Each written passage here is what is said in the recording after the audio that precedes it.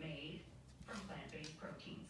The companies did not reveal what kind of products we're talking about here, saying they are still in development. But the deal is seen as a win-win for both organizations. Shares in Pepsi moving higher as well, up by 0.6% to $141 a share. So those stocks providing a lift to Wall Street. We have seen the S&P hit an all-time high, but we're still talking about very modest moves on Wall Street. The S&P, in fact, is now down by a point. The Nasdaq up by 14, and the Dow is higher by 21. The TSX is down 76, 17,829. Gold is lower by $3, 18.50.